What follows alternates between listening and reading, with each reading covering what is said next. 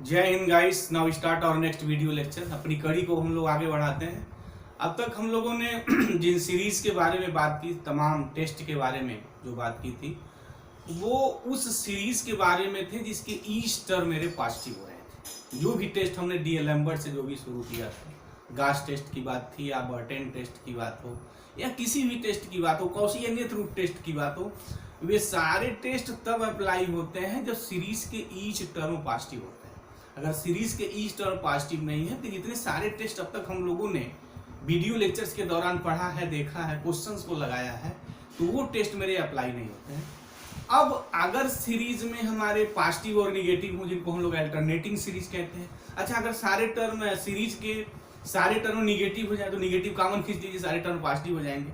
तब हम जो है डी.एल. लैम्बर्ट या कोई भी जो इसके पहले जो हम लोग टेस्ट पढ़ रहे थे वो आप टेस्ट अप्लाई कर सकते हैं, या टोटल टर्म आपका पॉजिटिव हो। लेकिन अगर पॉजिटिव और निगेटिव टर्म्स ऐसे मिलने लगे अल्टरनेटिंग एक के बाद एक, तो उसको हम लोग अल्टरनेटिंग सीरीज कहते हैं, या वो सीरीज जिसके ईच टर्म पॉजिटिव ना हो। तो कहने का मतलब क्या कि अब हम ऐसी सीरीज के बारे में पढ़ने जा रहे हैं, एनालिसिस डिस्कस करने जा रहे हैं कि जो अल्टरनेटिंग सीरीज तो हमारा अभी नेक्स्ट टाइप का होगा, and this is the last. और इस पे सबसे ज्यादा क्वेश्चंस कॉम्पिटिशन्स में बनाए जाते हैं, देखने में आता है, जैसे SIR नेट हो, गेट हो, चाहे IIT का हो। तो जो हमारे इनफाइनाइट सीरीज पे जो क्वेश्चंस डेवलप होते हैं, नियर अबाउट 70 to 80% क्वेश्चंस मेरे ये अल्टरनेटिंग सीरीज पे ही होते हैं। कभी कभी तो क्वेश्चन सीधे लिख देता है कि let this be a series, अब उसमें हिडन होता है, उसके रजिस्टर पॉजिटिव भी हो सकते हैं, निगेटिव भी हो सकते हैं। तो हाँ, दोनों रिजल्ट को ध्यान में रखते हुए क्वेश्चंस को बनाना पड़ता है। तो now let us start here, चलते हैं, शुरू करते हैं। तो हमारी जो टॉपिक है वो, and this is the last topic in infinite series, वो है अल्टरनेटिंग सीरीज। तो पहले मैं इस चीज को डिफाइन कर लूं कि अल्टरनेटिंग सीरीज हमारी क्या है। हम अल्टरनेटिंग सीरीज कहते किसे हैं? सीधा सपाट है कि a series is of the form, अगर कोई भी सीरीज ऐसी लिखी जाए U1 minus U2 plus U3 minus U4 plus U5 minus U6 and on, R is equal to, इसी को मैं लिखूंगा summation -1 raise to the power n minus 1 UN, n varies from 1 to infinity, is called an alternating series।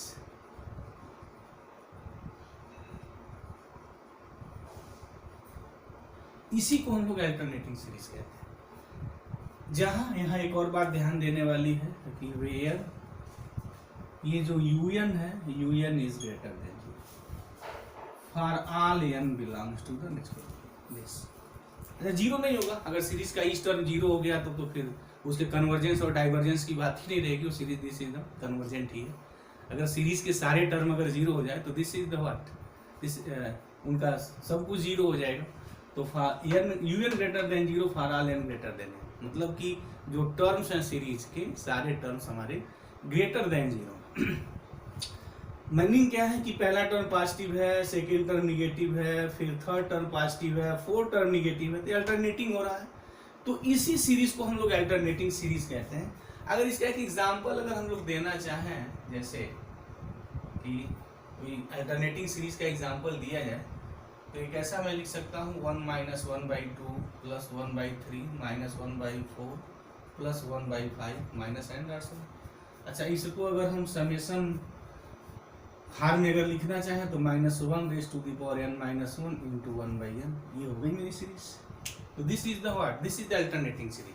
अच्छा, अब अगर इस series को अगर आपको टेस्ट करना है, जो हमारा मुद्दा है, हमारा इशू यही है कि कोई भी मेरी सीरीज दी हुई है तो उससे कन्वर्जेंस और डाइवर्जेंस को ही मुझे यहाँ टेस्ट करना है। अब अगर मुझे इसके कन्वर्जेंस और डाइवर्जेंस को टेस्ट करना है, या इसके नेचर को जानना है कि इसका जो इनफाइनाइट नंबर ऑफ टर्म्स जो मिलेंगे उनका सम फाइनाइट होगा और इनफाइनाइट होगा, क्या होगा क्या नहीं होगा, कहने का मतलब है कि सीरीज मेरी कन्वर्जेंट होगी या डाइवर्जेंट होगी, हम कौन सा टेस्ट अप्लाई करेंगे। तो इसके पीछे हम लोगों ने जितने भी टेस्ट पढ़े हैं, कॉशी रूट टेस्ट से लेके गास टेस्ट तक जो भी टेस्ट पढ़े हैं, वो यहाँ कोई भी टेस्ट एप्लीकेबल नहीं होता है, क्योंकि पहले ही हमने कहा था कि जो टेस्ट हम लोग पढ़ रहे हैं, this is the series of only positive terms. कि उस सीरीज के लिए जिसके ईच टर्म पॉजिटिव है। तो यहाँ तो ईच टर्म पॉजिटिव है नहीं, ये पॉजिटिव निगेटिव दोनों है। तो ऐसे सीरीज को हम कैसे टेस्ट करेंगे कि इस सीरीज कन्वर्जेंस है या डाइवर्जेंस है, मतलब कि इनके इनफाइनाइट नंबर ऑफ दो जो टर्म्स हैं उनके सम फाइनाइट आएंगे या इनफाइनाइट आएंगे। तो उसके लिए एक टेस्ट है और उस टेस्ट का नाम है लेबनीज टेस्ट। और लेबनीज टेस्ट जो होता है बी सीरीज ईयर की केवल अल्टरनेटिंग सीरीज के लिए एप्लीकेबल होता है। अगर सीरीज अल्टरनेटिंग नहीं है, मतलब पॉजिटिव टर्म अगर सीरीज है, तो ये टेस्ट वहाँ एप्लीकेबल नहीं होगा। और दूसरी बात है कि अब तक हमने जो डी एलम्बर्ट से वो टेस्ट, रॉबिस टेस्ट या जो भी लागर्थनी टेस्ट पढ़ा है, वो टेस्ट अब यहाँ एप्लीकेबल नहीं होगा। अगर सीरीज अल्टरनेटिंग है तो हाँ लेबनीज टेस्ट होगा। तो लेबनीज टेस्ट क्या कहता है, किसके लिए एप्लीकेबल हो, बात लिख दें कि लेट समेशन ये बी ए सीरीज, कोई ये सीरीज है मतलब अल्टरनेटिंग सीरीज है, be a series such that first un + 1 ≤ to un। जो यनियत टर्म का जो यनियत टर्म है जो सीरीज का, कहने का मतलब है कि जो सीक्वेंस जो बनेगा वो सीक्वेंस हमारा मोनोटोन है, सॉरी डिक्रीजिंग सीक्वेंस होना चाहिए। पहला शर्त ये पूरा करता हो, मतलब कि जो सीरीज लिख रहे हैं और सीरीज में जो हमारा सीक्वेंस का कंसेप्ट आता है, जो सीक्वेंस मतलब जो यूएन है, जो यनियत टर्म है, उसका कैरेक्टर इस टाइप का होना चाहिए। सेकेंड होना चाहिए कि limit n tends to infinity un = 0। Then Leibniz साहब ये कहते हैं कि ये जो सीरीज होगी वो मेरी कन्वर्जेंट होगी। अच्छा, अगर ऐसा नहीं है तो हम ये नहीं कहेंगे कि सीरीज क्या है, बस हम कन्वर्जेंस की बात करेंगे। अगर ये चीज सेटिस्फाई करती है तो वो कन्वर्जेंट है। This series is the convergent here by Leibniz test. This is the Leibniz test. तो लेबनीज टेस्ट क्या है, सीधा सवाल है कि अगर हमारे पास कोई अल्टरनेटिंग सीरीज है जहां उसके सीक्वेंस जो है इस कंडीशंस को सेटिस्फाई करे, मतलब जो यूएन जो आप सीक्वेंस निकाल रहे हैं वो मोनोटोनिकली डिक्रीजिंग हो।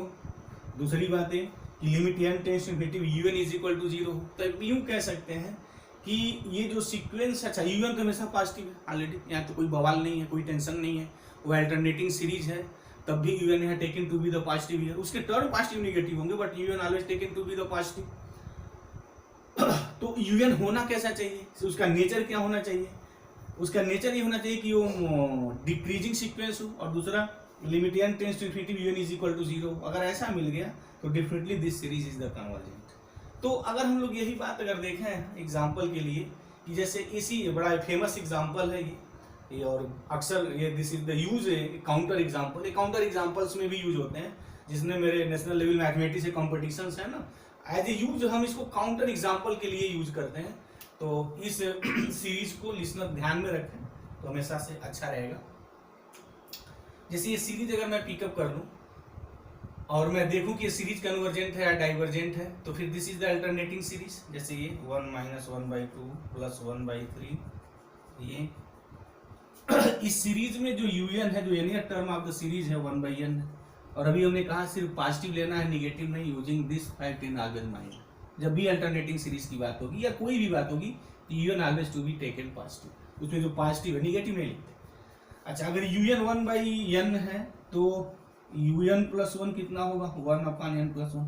अब क्या करना है ना, इनके और इनके बीच रिलेशन देखना है। पहली बात ये कहता है, तो रिलेशन देख लीजिए, ये सीक्वेंस डिक्रीज कर रहा है या नहीं। तो सबको पता है कि n < होता है n + 1 से। दिस, तो this implies 1/n always greater than होगा 1/n + 1 फॉर ऑल n, सबके लिए बात होगी। इसकी मीनिंग ये हो गई कि un ग्रेटर देन un + 1। और इसी को मैं लिख सकता हूं कि un + 1 less than un। S, पहली कंडीशन सेटिस्फाई हो गई लेबनीज की। और दूसरी कंडीशन हमारी क्या है, second, limit n tends to infinity un निकालना है, तो निकाल लिया जाए। Limit n tends to infinity un क्या, 1/n, और ये 0 होता है। This series satisfied both conditions of the Leibniz. Leibniz साहब की दोनों कंडीशन सेटिस्फाई करता है। तो बाय लेबनीज टेस्ट में ये कहता हूं कि ये जो अल्टरनेटिंग सीरीज है, this series is what, this series is the convergent. तो ये मेरा अल्टरनेटिंग सीरीज है। और अल्टरनेटिंग सीरीज के संबंध में हम कौन टेस्ट यूज करते हैं, तो यही एक टेस्ट है जिसको हम लेबनीज टेस्ट बोलते हैं।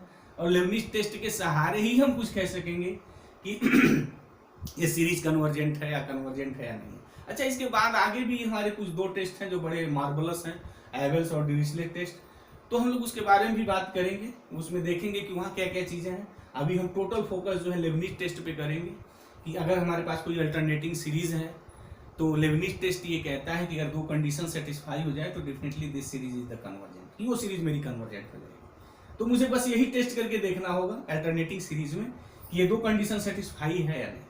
अब इसके बाद इसमें एक आता है कि कंडीशनल कन्वर्जेंस क्या है, एब्सोल्यूट कन्वर्जेंस क्या है, तो वो भी बात थोड़ी यहाँ करने लगे हाथ, क्योंकि इसी का एक पार्ट हो जाता है जब हम लोग अल्टरनेटिंग सीरीज का अध्ययन करते हैं, तो उसी में आ जाता है कि कंडीशनल कन्वर्जेंस क्या है और एब्सोल्यूट कन्वर्जेंस क्या है, यानी एब्सोल्यूटली कन्वर्जेंट का कंसेप्ट क्या है।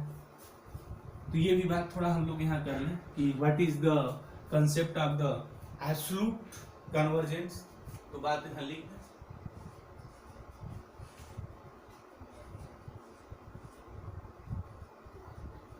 एब्सोल्यूट कन्वर्जेंस का कंसेप्ट क्या है। ये सीरीज, अब सीरीज वही है मेरी, this is said to be. अच्छा, एक बात यहाँ कोई स्पेसिफिक चीज नहीं है कि वो अल्टरनेटिंग सीरीज हो, पॉजिटिव सीरीज हो, नो, इसका कोई मीनिंग नहीं है। तो इस चीज को हम हटा दें, यहाँ हम एक विशेष बात नहीं करेंगे ना, तो इंटायर के लिए होता है ये series summation UN N said to to एब्सोल्यूट convergence are absolutely convergent if summation mod of union is convergent। ये बात है, ऐसा है कि कोई भी सीरीज, अब यहाँ बात है this concept keep in mind here कि यहाँ ये सीरीज की बात है, और इस सीरीज में है ना तो अल्टरनेटिंग सीरीज है ना, इधर ये series of the positive terms की बात है, दोनों में से कुछ भी हो। तो अगर कोई सीरीज आपके पास गिवन है, पूछा जा रहा है कि एब्सोल्युटली कन्वर्जेंट सीक्वेंस कब होगा, सॉरी एब्सोल्युटली कन्वर्जेंस सीरीज कब कही जाएगी, तो सीधा सपाट उसके लिए मतलब है कि एब्सोल्यूट वैल्यू ले लीजिए, ईच टर्म की एब्सोल्यूट वैल्यू लीजिए, तो देखिए वो सीरीज मेरी कन्वर्जेंट हो रही है नहीं। अगर वो सीरीज एब्सोल्यूट वैल्यू, सीरीज के ईच टर्म की एब्सोल्यूट वैल्यू अगर कन्वर्जेंट हो गई तो मीनिंग ये हो गई कि वो सीरीज कन्वर्जेंट है। क्या मतलब हुआ कि ये series is said to be absolutely convergent if each term की उसकी मॉड वैल्यू ले लीजिए, उसके बाद उसका सम करिए, अगर सम फाइनाइट मिला तो this series is said to be absolutely convergent. अगर ऐसा नहीं है, मतलब कि कोई सीरीज कन्वर्जेंट हो लेकिन उसका एब्सोल्यूट वैल्यू कन्वर्जेंस में ना हो, तो हम कहते हैं this series what, conditionally convergence और कंडीशनल कन्वर्जेंस। तो लगे हाथे की ये बात आती है कंडीशनल कन्वर्जेंस का कंसेप्ट, तो वो भी लिख दें। ये सीरीज और भी लिख रहे हैं अच्छे से, ये सीरीज समेशन यूनियन, यहाँ होगा ये series summation union is said to be conditional, conditional की बात आ गई है ना, या conditionally, conditional convergence or conditionally convergent if summation union is convergent but summation mod of union is not। ये कन्वर्जेंट कि सीरीज तो कन्वर्जेंट हो बट उसकी एब्सोल्यूट वैल्यू कन्वर्जेंट ना हो, तो उस सीरीज को हम लोग कंडीशनल कन्वर्जेंट कहते हैं, वहाँ कंडीशंस की बात है यहाँ पे। अच्छा, इसका भी बड़ा फेमस एग्जांपल अक्सर पूछा जाता है, यूनिवर्सिटी स्तर के जो एग्जामिनेशंस होते हैं मैथमेटिक्स के हार्ड लेवल्स के, जनरली वहाँ पूछा जाता है कि डिफाइन एब्सोल्युटली कन्वर्जेंस और conditionally convergent and give with an example here. तो बड़ा फेमस एग्जांपल अभी हमने जो लिखा है सीरीज ये कि summation UN is equal to summation -1 raise to the power n - 1 into 1/n, मतलब 1 - 1/2। ये जो अभी हमने सीरीज लिखा है, अभी हमने टेस्ट किया कि ये जो सीरीज है by Leibniz test, by Leibniz test क्या कहता है कि summation -1 n - 1 into 1/n is what ये सीरीज जो है मेरी वो कन्वर्जेंट है। अच्छा, क्या इसकी माड वैल्यू भी कन्वर्जेंट होगी क्या? तो माड अगर निकालना है तो समेशन माड ऑफ यूएन का मतलब होगा समेशन माड ऑफ दिस इंटू 1/n। इसकी मीनिंग क्या होगी? अगर पूरा एब्सोल्यूट वैल्यू निकालते हैं तो सब मेरा पॉजिटिव हो जाएगा। तो ये हो जाएगा 1 + 1/2 + 1/3 + 1/4 + 1/5 प्लस एंड डॉट्स होगा। तो ये फिर होगा क्या कि जब इस टर्म जब हम पॉजिटिव कर देंगे तो सीरीज कुछ इस टाइप की हो जाएगी। और अभी हमने सीखा है एक टेस्ट बड़ा इंपॉर्टेंट कि समेशन 1/np इज डाइवर्जेंट। ये डाइवर्जेंट होता है if p less than or equal to 1। यानी अगर p की वैल्यू अगर 1 है तब भी ये डाइवर्जेंट है, p की वैल्यू अगर 1 है तब भी डाइवर्जेंट है, अगर p की वैल्यू ग्रेटर देन 1 है तभी वो कन्वर्जेंट होगी। तो यहाँ np में p की वैल्यू 1 है, definitely is what is divergent. ये क्या है? This is the divergent. यानी ये जो मेरी है ना वो डाइवर्जेंट सीरीज है। यानी ये जो अल्टरनेटिंग सीरीज है अगर इसमें इसकी एब्सोल्यूट वैल्यू निकाल करके कन्वर्जेंस की बात अगर करते हैं तो वो सीरीज डाइवर्जेंट आती है। तो मतलब क्या हुआ, ये सीरीज तो कन्वर्जेंट है, बट जब इसकी माड वैल्यू हमने निकाला तो देखा कि सीरीज कन्वर्जेंट नहीं है, डाइवर्जेंट है। तो फिर ये किस डिफिनेशन में आया? यानी ये कंडीशनली कन्वर्जेंट और कंडीशनल कन्वर्जेंस। तो this series is the conditional convergence. और बड़ा एक मार्वलस एग्जांपल है सीरीज की दुनिया का ये कि ये सीरीज तो कन्वर्जेंट है बट इसकी एब्सोल्यूट वैल्यू कन्वर्जेंट नहीं है। अच्छा, दूसरी एक हम थोड़ा यहाँ रिजल्ट की एक बात कर दें और इस चीज को बड़ा ध्यान में रखना चाहिए कि अगर सीरीज का ईच टर्म पॉजिटिव है तो माड लिखेंगे तब भी तो पॉजिटिव आएगा, तो वहां माड लिखने की जरूरत नहीं है। मतलब क्या होगा, कहने का हमारा यहाँ मतलब क्या है कि अगर कोई सीरीज जिसके ईच टर्म पॉजिटिव है अगर वो कन्वर्जेंट है तो एब्सोल्युटली कन्वर्जेंट ऑटोमेटिक हो जाएगा। क्यों हो जाएगा? क्योंकि एब्सोल्यूट लेने का मतलब क्या होता है कि सारी उसके जो टर्म्स है पॉजिटिव हो जाए, सारे टर्म पॉजिटिव हो जाए, मतलब क्या होगा कि वो series converted into what positive series. तो जब भी आप एब्सोल्यूट वैल्यू लेंगे तो वो जो क्वेश्चन होगा converted into the first type, जो पहले हम लोग series of the positive terms की जो बात बोले थे कि सीरीज के सारे टर्म्स मेरे पॉजिटिव हो जाए। जब सीरीज के सारे टर्म मेरे पॉजिटिव हो जाएंगे तो वहां जो मेरा कॉशी से लेके जो भी रॉबिन्स मॉर्गन और लॉगरिथमिक टेस्ट है वहाँ सारे टेस्ट एप्लीकेबल हो जाएंगे। बट अगर वो अल्टरनेटिंग सीरीज है तो वहाँ मेरे सिर्फ एक टेस्ट अप्लाई होगा जिसका नाम है हमारा व्हाट लेबनिज टेस्ट। तो लेबनिज टेस्ट से हम देखेंगे कि ये सीरीज कन्वर्जेंस है या नहीं है। जैसे एक बात और यहाँ कहते हैं, एक और रिजल्ट भी आता है कि अगर कोई सीरीज एब्सोल्युटली कन्वर्जेंट है तो फिर वो सीरीज कन्वर्जेंट होगी। लेकिन अगर कोई सीरीज कन्वर्जेंट है ये जरूरी नहीं है कि वो एब्सोल्युटली कन्वर्जेंट हो जाए, नीड नॉट बी। तो उस रिजल्ट को भी मैं यहाँ लिख दूं क्योंकि उस रिजल्ट के सहारे भी हम बहुत सारी बातों को करते हैं। मतलब ये हो गया कि अगर कोई series summation UN is convergent तो माड कन्वर्जेंट होगा या नहीं होगा हम दावे से नहीं कह सकते हैं। बट अगर ऐसा हो कि समेशन माड of UN is convergent, this implies summation UN is convergent, ये होगा। यानी एब्सोल्युटली कन्वर्जेंट सीरीज जो होती है ना कन्वर्जेंट होती है। लेकिन अगर समेशन यूएन इज कन्वर्जेंट है तो फिर क्या होगा? This implies summation u n may or may not be what convergent. मतलब कन्वर्जेंट हो भी सकता है नहीं भी हो सकता है। नहीं सर ये माड लेकिन अगर माड कन्वर्जेंट हो गया तो ये मेरी बात हो गई। अच्छा, एक तीसरी बात एक लगे हाथ कहते हैं कि अगर समेशन यूएन इज डाइवर्जेंट है, ये भी बड़ा फेमस एक रिजल्ट हो गया ना, एक बड़ा एक अलग टाइप का। अगर समेशन माड यूएन कन्वर्जेंट है तो दिस इम्प्लाइज समेशन यूएन के बारे में आप कुछ नहीं कह सकते हैं, may or may not be, may or may not be divergent. कि अगर किसी सीरीज की एब्सोल्यूट वैल्यूज डाइवर्जेंट होने जा रही है तो हम ये नहीं दावे के साथ कह सकते हैं कि समेशन यूएन भी डाइवर्जेंट होगा। हो भी सकता है नहीं भी हो सकता है। जैसे अभी वही मेरा एक काउंटर एग्जाम्पल सफिशियंट है, जो हमने इसकी बात कही, क्यों कहा कि बड़ा इंपॉर्टेंट है और लिसनर इस चीज़ को ध्यान ही रखें। जैसे ये सबको पता है कि अभी हमने बात भी की, प्रूव भी किया कि this series is what, by Leibniz test this series is the convergent, ये सीरीज कन्वर्जेंट है। बट अगर इसका मार्ग निकालेंगे तो वो डाइवर्जेंट हो जाएगा। तो ये तो अच्छा, दूसरी बात है कि अगर ये कन्वर्जेंट हो गया तो ये कन्वर्जेंट होने का मतलब क्या हो गया कि ये जो होगा पॉजिटिव टर्म सीरीज हो जाएगी। तो summation UN is a positive. अगर समेशन यूएन कन्वर्जेंट हो जाएगा तो समेशन यूएन को कन्वर्जेंट होना पड़ेगा हर हाल में। लेकिन अगर ये कन्वर्जेंट है तो मैं ये रिवर्स पार्ट नहीं बोल पाऊंगा, हो भी सकता है नहीं भी हो सकता है। दूसरी बात है कि अगर ये डाइवर्जेंट है, जैसे अब इसका मैं मार्ग ले लूं